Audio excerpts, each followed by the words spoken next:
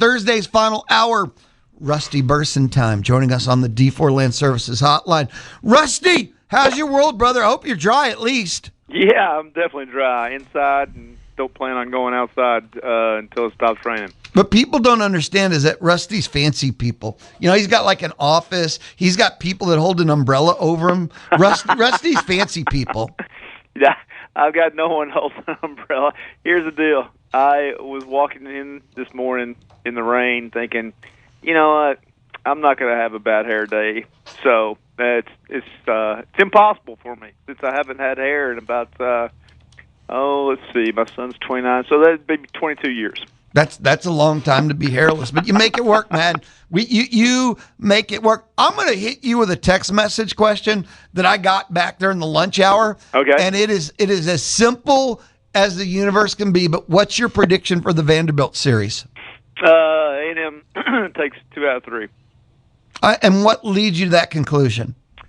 I just think A&M's a better team. I think that they'll take advantage of Vanderbilt's pitching injuries, and I wouldn't be shocked if A&M swept them, but I definitely expect 2 out of 3. And you know what? I think we talked last week where I thought, man, it'd be super to go 5-1 against Missouri and Vanderbilt, and so if they do that, they'll be 5-1, and continue to move even further above 500 in the SEC. I mean, I'd love to see them leave 7-5. Hey, get greedy, maybe go 8-4, right?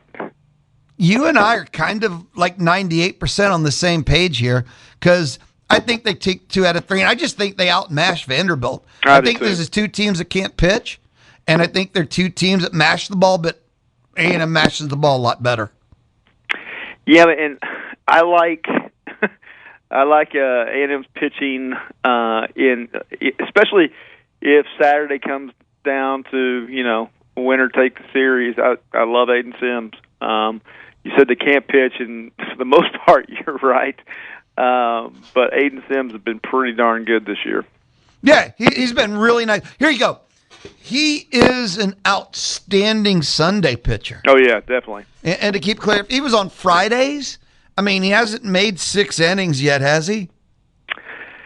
Yeah, I don't think so. I mean, he's started 7 games. It's all kind of relative, right? Yeah. But for Sunday, I will take him as my Sunday starter every year. Yeah, he's got 7 games, so 36.1 innings. So, I mean, at least 5, averaging a little over 5. So yeah, and I'm fixated on SEC play because when you're playing Penn, School of the Mimes, and that's your weekend series, yeah, exactly. It's not the highest indicator, right? So no, and I mean, I say this, it's not like I'm trying to diss Aiden Sims. Sometimes people are like, "What are you saying, man?" I'm just, I will take him as my Sunday starter every year. He's being phenomenal in the role. Yeah, and I don't know what you get on the first 2 days. You never know what you're going to get the first 2 days. So yeah, I would tend to agree. We talked about this last week. I think I'm with you 98% that A&M's got a great chance to hit their way all the way to a super regional. I don't think they have enough pitching to get to Omaha, but I mean, you never know what's going to happen. Well, if you get to a super, and baseball, 2 out of 3 series, right? Right. The other pitcher can have his worst game of the year or just be mediocre that night. When you have A&M's offense, a mediocre night gets you bashed. Correct. A lot of things are possible in that scenario.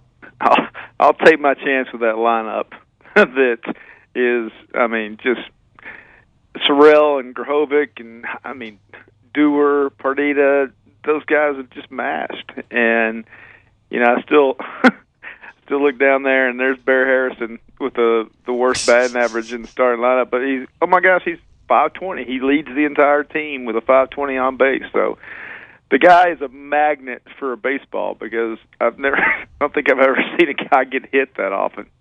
There are many. Maybe Craig Biggio, right? Oh yeah, exactly. But there's many challenges ahead. They've got Texas. They got Mississippi State. They've got I'll even throw Florida. There are many challenges ahead for this team, to be very, very clear. They're going to face some teams that can pitch coming up. Yeah, so that's why it would be great to get to 8-4 because, I mean, you could lose. I mean, they lost the first two series, right? But they didn't get swept, which is key, especially when you go on the road. And they went on the road against a very good Oklahoma team, and they had every opportunity to win that series. Unfortunately, they didn't. But obviously, they're going to face really good teams. So, love to see a sweep this week because you got to finish. I mean, 15-15, right? I mean, that's gets you securely in, right? And so 15-15, I think you're a lock in the SEC. Yeah, and so if you get to 8-4 this weekend, then you just, you got to go 7-11 the rest of the way. No, I follow the logic, and we don't have to look ahead. We could spend all next Thursday talking anything A&M in Texas, so we got time. The number 1-2 team in two team in the country, Texas coming up, and again, Florida, Mississippi State. That's 3 of the top 4 teams, not 3 of the top 3 teams in the SEC. Still ahead in your schedule. Probably 3 of the top 10 teams in the country once you end up playing them. So many challenges, but just take care of your business. And when you're developing, because that's also, I don't know if that's your view, but I look at this A&M baseball team, I still think they're developing. Yeah, absolutely. I mean, and again, I think this offense just kind of continues to get better. And they're playing with more and more confidence too. And you can just tell that offensively. They're handling. The nice thing, and I know you've talked about this quite a bit, is like you got to win on Tuesdays. And not only have they won on Tuesdays, but they've destroyed teams on Tuesdays. And Sam Houston's got a long history of giving A&M some really difficult games and some losses on Tuesdays, and so to see them run rule Sam Houston and see them, I mean, this team has run ruled quite a few teams, including a really good Georgia team on that Sunday. Oh yes, well, you talk about that. I've seen almost all the top teams leak on Tuesdays. I mean. And other teams indicate their struggles ahead. Look at LSU by what was happening on Tuesdays early in the season for them. But A&M is more than taking care of business. And I think it's given Michael Early some opportunities to do the other, because you want to win every Tuesday, but you also want to develop players on Tuesday. Right. I heard there was a school in Austin that lost to Charleston State on a Tuesday. 6-1, that was 6-1, wasn't it? Pretty definitively lost on Tuesday. They didn't get unlucky. I heard there's a coach over there that's coming to Olson who's not real popular. I've heard rumors. I haven't been able to confirm or deny them. I've heard rumors. I heard there's a coach who hangs out at cemeteries who's going to be making his way to Bluebell Olson. Yeah, well, I hear there's a coach that some people would like to put into a cemetery that's coming this way. Now, Rusty, come on. It's going too far, yes. But all right, so Vanderbilt, you say 2 out of 3. Another part of that you said is you wouldn't be surprised if they swept. I'm kind of like they could sweep Vanderbilt. But now, okay, Vanderbilt can mash and bash. Depending on the quality of the pitching this weekend, A&M can lose 2 out of 3. That's not a shock either. No, I mean, it's baseball. And, Vanderbilt. Are you saying that's how baseball go? That's kind of how baseball go. You just never know. That's the unique thing of this sport is that on paper, there's mismatches in football, and very rarely, I mean, it happens, but very rarely does the big underdog win in football, and very rarely it happens in basketball. But it happens all the time in baseball. I mean, all the time, because it's the nature of the sport. It's just totally different. I don't know if you've taken a stop, and what made me think of this is all these midseason accolades have been coming out this week. I'm sure you've seen them, right? Mm-hmm. Okay, so midseason thoughts. How is this team met, not met, none of the above, any expectations, projections you had before the season started? You know what, Lou, it's a hard question because I didn't really know what to expect. I thought that they'd be better than they were last year because last year was disastrous. I didn't realize how much better they'd be offensively. To me, so far, they've exceeded expectations. And I've loved to see some of the development. Obviously, Sorrell and Grahovic are every bit as good as we had hoped they'd be. I love seeing the kind of the development of Jordan Wilson. I mean, that guy's got a chance. He's only hit, I don't know what, a couple home runs. I was there for one of them, and when he hits one, I mean, it is out of here in a hurry. And so, love what he's done. I guess he's got 3 now, but yeah, you see that. You see Boston Kellner, who I had no idea. I really didn't know what to expect from Pardita, and Hakopian's been hurt quite a bit, but I mean, there's another guy that's just a masher, and I think they've exceeded my expectations from an overall standpoint. Probably underachieved from pitching. That's a very fair statement. So Sadeo was left in too long, right? Yeah. And ended up giving up big numbers, and it didn't have to be that way. And I ponder how in tune is the coaching staff with their pitching when you make that kind of mistake. Yeah, I don't know. I mean, he's been disappointing. Weston Moss has been disappointing. Again, I go back to Aiden Sims being a very positive, Clayton Freshcorn being very positive out of the bullpen. At times, Gavin Lyons has been good. Josh Stewart's been really good. But starting pitching overall, it's just, I'm not sure. I don't know. Coaching, I don't know if it's, lack of talent. I don't know if it's a lack of confidence, but, they're getting hit quite a bit. They're not fooling anybody a lot of times. Yeah, it could be a combination of all, right? But just that, I just look at that as a mistake to have them out there that long. And if you know your pitcher, you know when they're done. That trying to get an extra out from them or whatever, when they're done. Yeah, and I think sometimes it's probably best in this day and age to err on the side of, caution and to remove that guy one batter earlier. It gets to the point where, you see it in the major leagues all the time.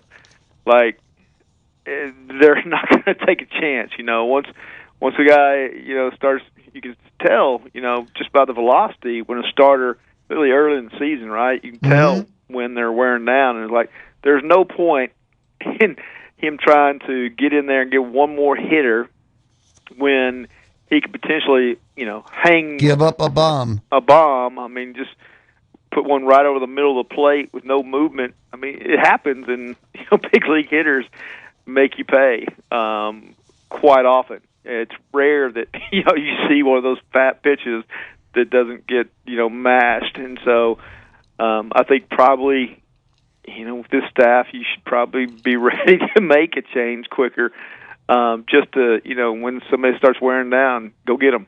Well, there's MLB teams that have that 2 times through rule, and they don't care what inning. They don't care pitch count. It has nothing to do with it. And I remember when the Tampa Bay Rays were pissing off their own pitchers by pulling them, but you were getting 2 times through. Nothing else was relevant to the storyline. Yeah, and they're the ones who started that, designated starter where they, the guy's going to go in, throw 1 inning, maybe 2 innings, so that the actual starter could come in and not have to face the top of the lineup, immediately twice. And so it's a bullpen game. I've seen it work effectively. I've seen other guys who, you don't want to go pull Paul Skeens too early. I mean, or, what I'm saying, yeah. He's going elite and he's got elite stuff. I mean, you don't want to pull him. I mean, a lot of times when I saw, Verlander pitching against the Rangers, I was like, he ain't coming out. I mean, he is not coming out. He's going to finish this game or at least get it into through 8. I mean, because he's one of the few guys who could, obviously, there was so many he's born at a different time, though. He's so old that you have to remember where he came from. But, he's one of those guys who, a lot of times he'd start the game in the mid-90s, and then he'd finish it in the upper 90s. And it's like, God, how does that guy get better as he goes along? got stronger, and that's just not how. Well, nowadays the pitchers are being taught what to throw every pitch like it's their last pitch, so they can't get stronger. Yeah, it's true. You know that old. Yeah, we grew up in that era when they'd always say that the running backs get better with the more and more carries. You know, it's like, especially in the NFL, they're like, once he gets over 20 carries, watch him. He gets more and more confident, and that doesn't happen anymore either. But of course, we also grew up in the days where your starter in Major League, you expected no less than 7 innings, and sometimes 8, and you saw a lot of guys finish games. I mean, they left him out there regardless of their stat line. Guy's already given up 8 runs in the first 3. He's still going 7. Nolan Ryan didn't care about any pitch count. Get back to the dugout. I remember Bobby Valentine coming out and Nolan just kind of pointed at him, "Go back," and Bobby turned around and went back. And by the way, we're not saying that's the best version either. We're just saying that's how it used to be. Not saying leaving a guy out for 9 runs in 7 innings is good ball either. No, you're right. But they didn't have the bullpens like that. The game's changed so much from when we grew up. And, of course, part of me watching baseball in the 70s and the 80s, and the most important statistic to me was batting average. I wanted to see guys get on, batting average and on base. So now the slugging percentage and all this,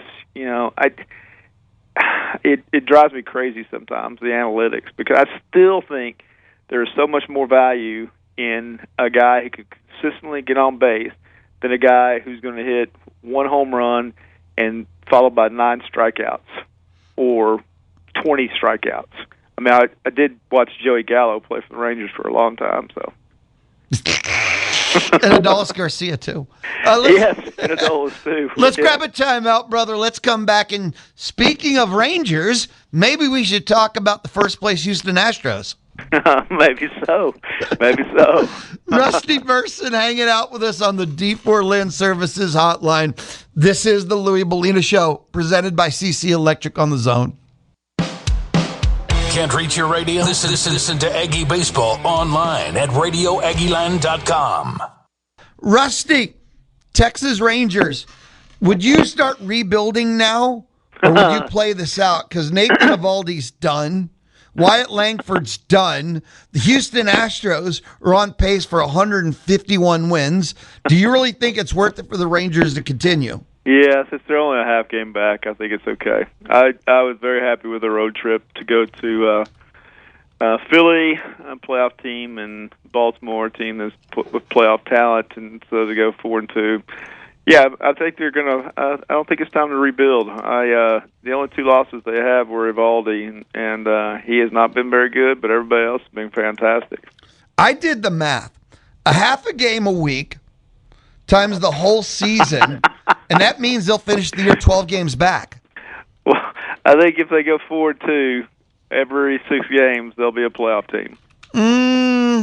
Not the pace the Astros are at. I think that's the part you're not really catching here. Look, you're a fan. I get it, fanatical. That means irrational. So I understand that you're going to hold on to this. But if they were to start to rebuild now, they have a couple of parts people might be interested in. It could help them get a start on 2030. I think they'll stand pat. All right. I think they'll stand pat. But I wish you luck with that. I appreciate your interest there. Well, I got your back on this. You know that one. And look, when the Astros hold up another trophy, I'll let you touch it. Okay. I promise I won't pick my nose first. Well, you can remember like way back when the Rangers finally won one. You can look at the Astros and go, I remember when we did that too. Yeah, that was the most recent Texas team to win a World Series. Well, I mean, hey, someone had to win one eventually. So I understand. I really do. I understand how it goes. But, yeah, it had to be devastating to lose yesterday. That's all. Because the Astros haven't lost in like 5 straight games. So I wouldn't know what it's like. It was devastating to lose yesterday. Yes, that was heartbreaking. I almost didn't sleep. Well, I had Chip join me yesterday inside the Charles Schwab studio, and according to Chip, the Rangers were in a clinch by the weekend. The West. Chip was Chip's all in or all out. He's I love his text sometimes after a loss, and it's like the doom, the gloom, the agony of it all. I was like, Chip, it's Game 6. It's okay. I mean, it's okay. But anyway, yeah, the Astros have gotten on a roll after the big bad Angels took the first two from them. But yeah, it's. I mean, I think the Angels are the worst team. I thought they would be the worst team. Rockies. Yeah, the Rockies. Rockies are right back where we thought they would be. Yeah, if you ever see Matt Simon, give him a hug. I forgot he was a fan. True blue, real fan. Yeah. I mean, you got to respect the guys who stick with the team. I've done it with the Rangers for all my life. So yeah, I get the there's loyalty. Have you got to experience yet any of the ABS, the challenge system? Yeah, I mean, I like it a lot. I think it's fantastic. I think how quickly they get the results, and I mean, I think the fans really like it. The catchers are fantastic at it. The hitters, not so much. The pitchers are terrible. So I trust the catchers for sure. I don't trust the hitters. The percentages of them, like, I can't remember what I listened yesterday. I think it was like above 55% for the catchers, and the pitchers were like way down there, and the hitters were in the low 40s, is what I think percentage-wise. So most of the things I've seen, like yesterday's game ended on it was clearly a strike. I mean, when I was watching the replays, the Orioles pitcher was facing Evan Carter and up right zone, and the umpire just missed it. So immediately, catcher touches the helmet. That's the first game that ended in the ABS walk-off. So, yep. Rangers are part of history. It's the first game that ended on an ABS challenge. Baltimore. I mean, it's 8-3 game, right? But still, first game that ended on an ABS challenge. Baltimore challenged, as you said, strike 3. Game was over. See, I've been in favor of this for a long time, so I'm happy to see it. The bad umpiring drove me crazy, especially the balls and strikes.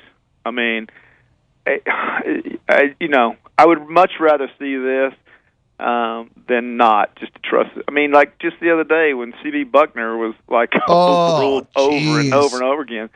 And then I don't know if you saw the play he missed at first base. He said that the runner was tagged. The runner was nowhere close to being tagged. The ball didn't even get to the first baseman. He said he missed the bag, and then you look back and like, what the heck are you thinking? For those that didn't see the play, it was at first, and the throw went like 20 feet wide of the first baseman, and there was no tag because the ball never made it there. I mean, Buckner totally created a play out of thin air. He called something that not only did it not happen, it never even almost happened. It was never close. He just created. I mean, he saw something. He flashed back to a moment in his life and called it. It was terrible. I mean, absolutely awful. But I actually hope he's okay. I do too, because that was, I mean, really bad, really terrible. Yeah, you were going to say something. I think I cut you off there. No, there was like, I don't know if you saw the highlights of the second game the Rangers played in Baltimore, but the Rangers scored early on possibly the worst throw to home plate I've ever seen. Comebacker to the pitcher, and the Baltimore pitcher throws it. I mean, it's got to be 5, 6, 7 feet from the catcher. Like, and he's throwing it in front of the mound. Like, it was a comebacker. Just underhanded the thing, and he's out. So. Oh, yes. Okay, yes, I do. You saw that? Yeah, I remember it now. I caught the highlight of it. Right. And it's like the most inaccurate throw from the most accurate pitcher ever. Exactly. I mean, it's a pitcher. I don't understand how the guy can just fire a strike and then he can miss that much.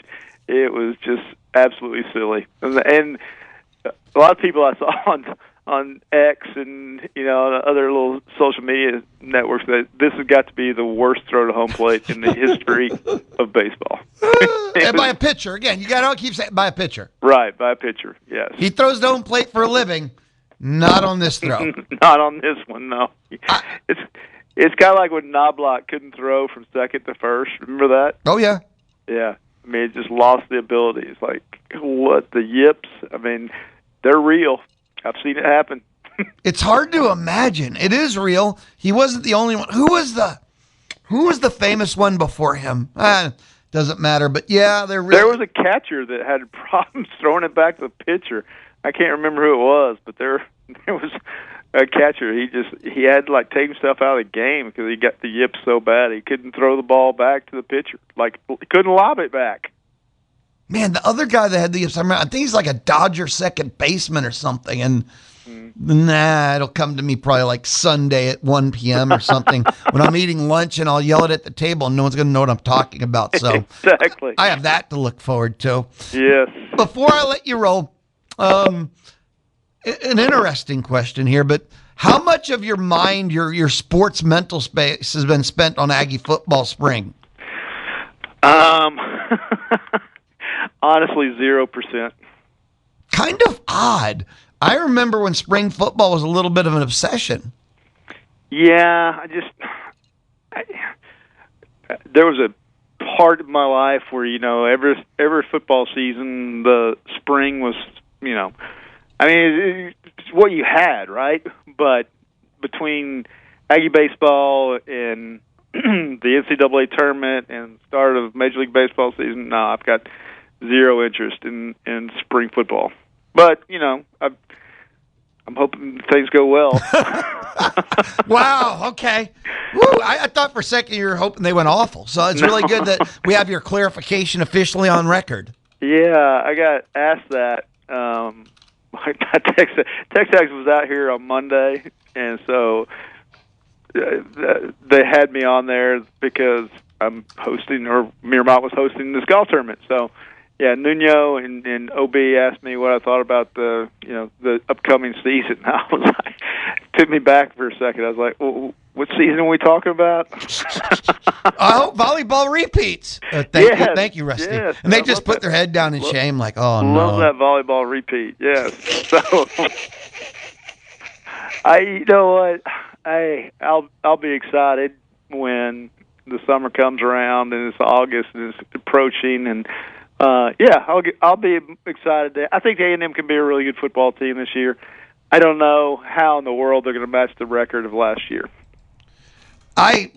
Steve Sachs, Chris and Brian, Texas. Steve Sachs. Yeah, that's right. Thank you, Chris and Brian.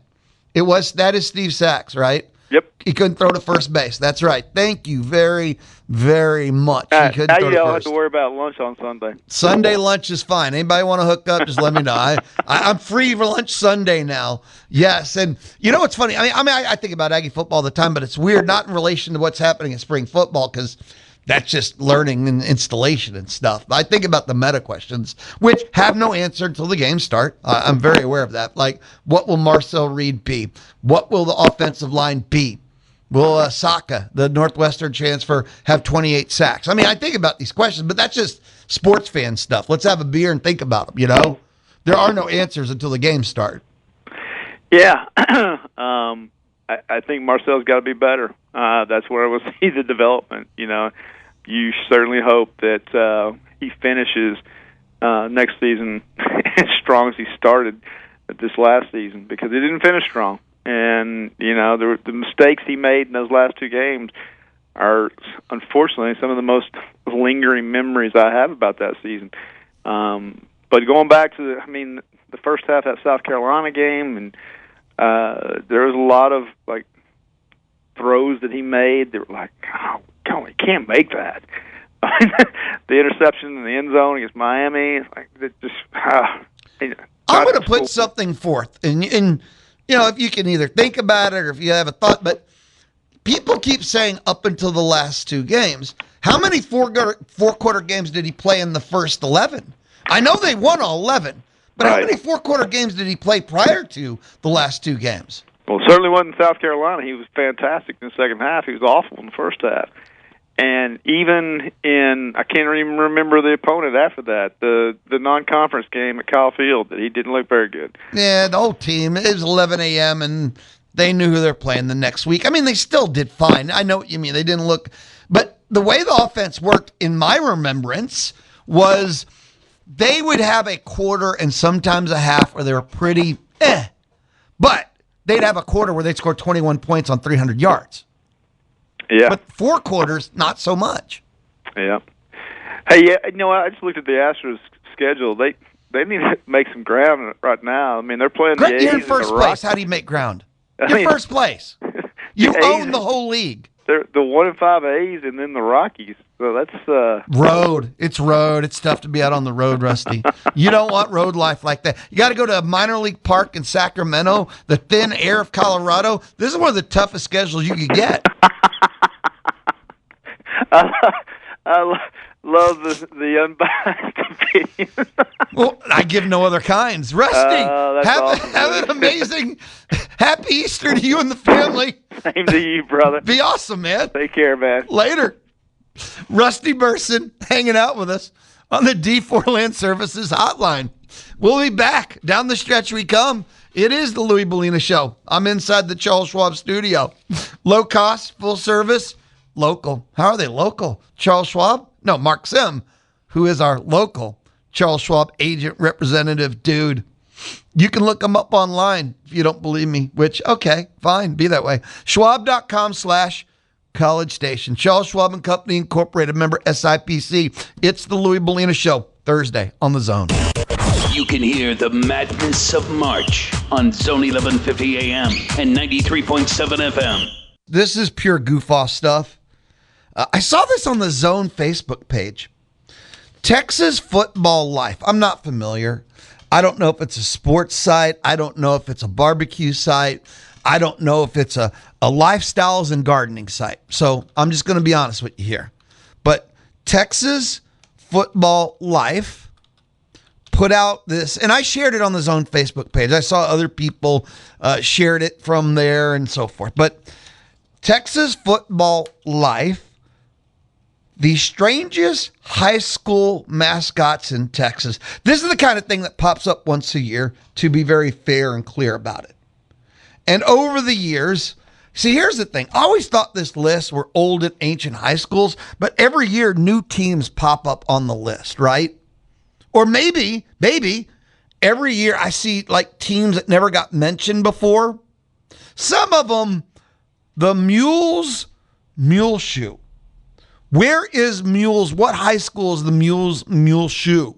I'm not doubting any of these really exist. I've heard of some of these before, like the Sandy's Amarillo. I'm cool.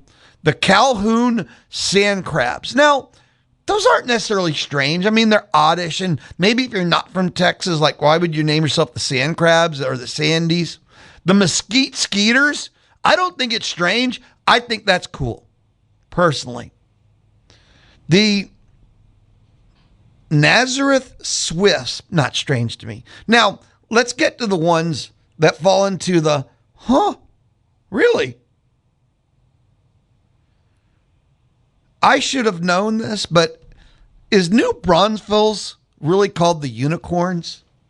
The New I got a Google machine, and it's very powerful, so I don't have to ask, but I like to have everybody get involved. But is New Braunfels High School, do they go by unicorns? Let's see. I'm typing this into the search browser. Does it say, holy cow, it is. They're really called the Unicorns. That is, oh man. Even though they're mascot, you got to be kidding me on this one. This looks like a unicorn that drank dragon blood and steroids at the same time. You got to be kidding me on this story. I would not fight this unicorn. Fair enough.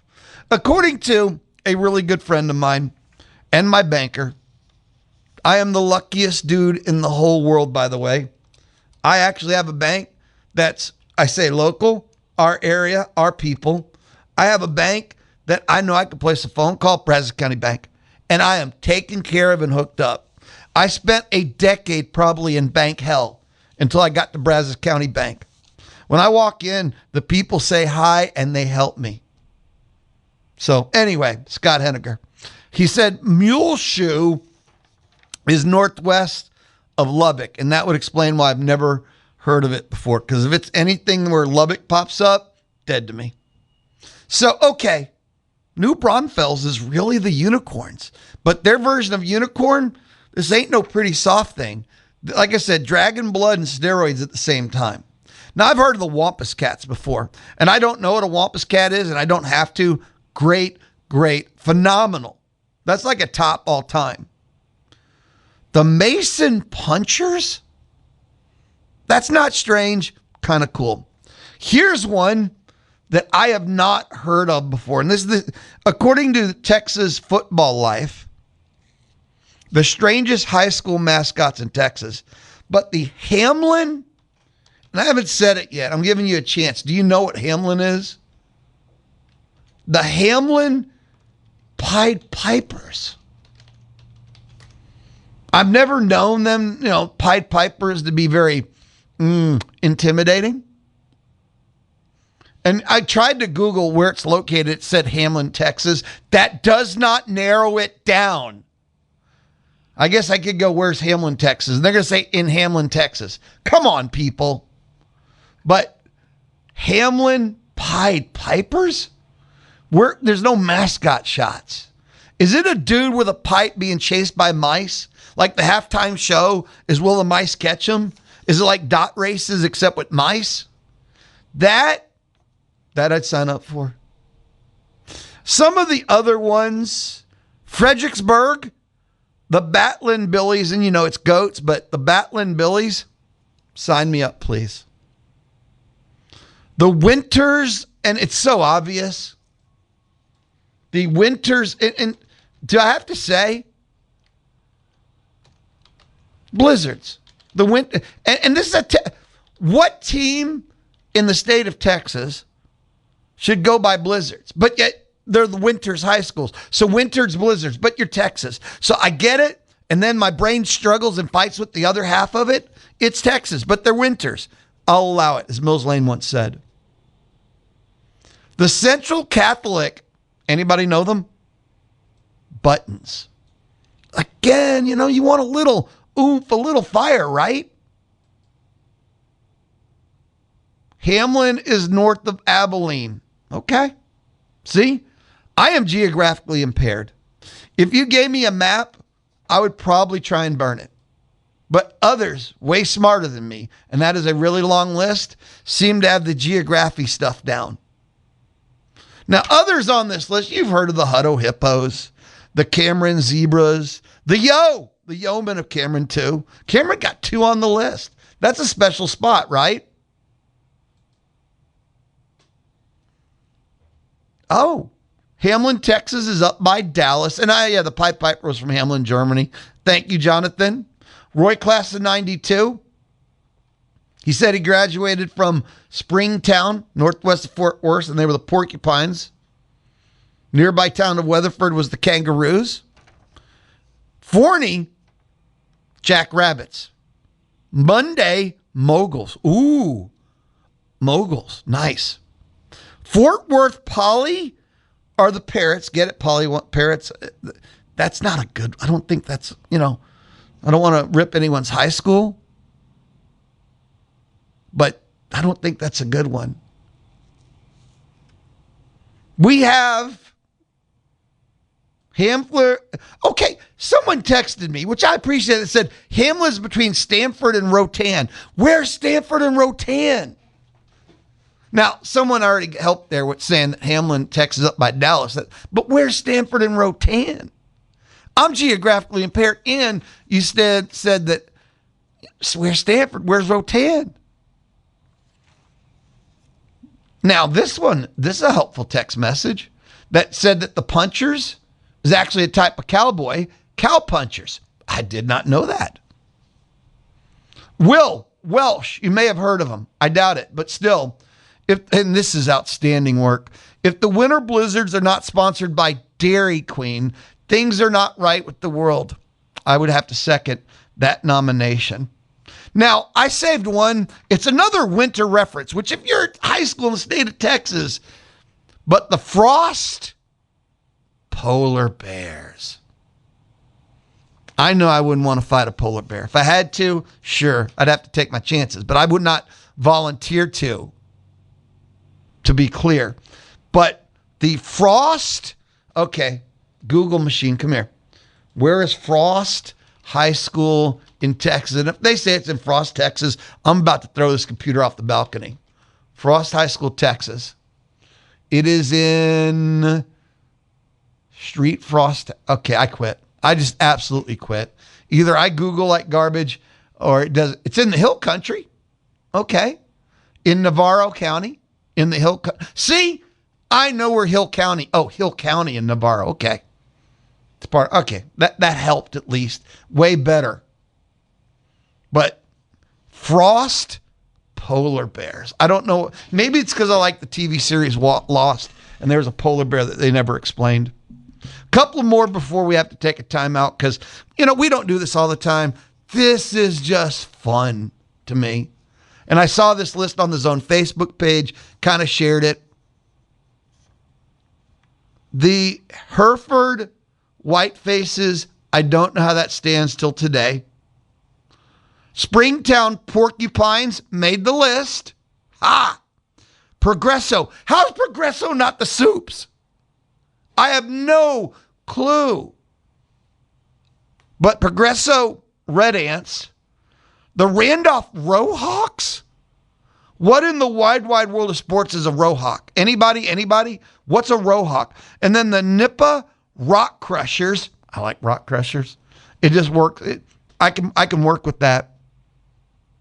The Crane Golden Cranes is a little too repetitive.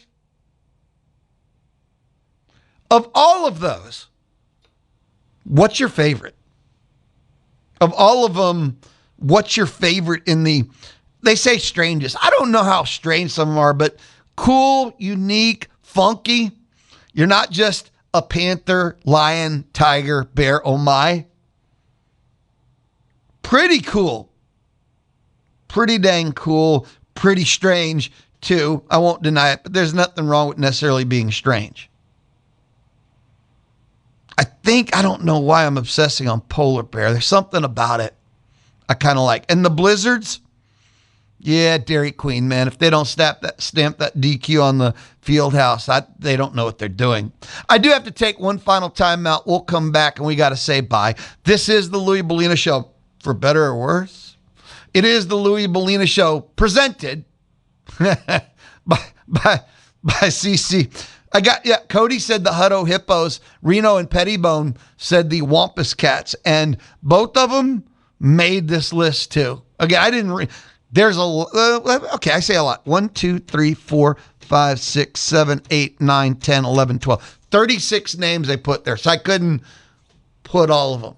I could not put all of them. It's the Louie Bellina Show on the Zone. The Money Machine opens again April 20th. Another chance to win $5,000 from the Zone.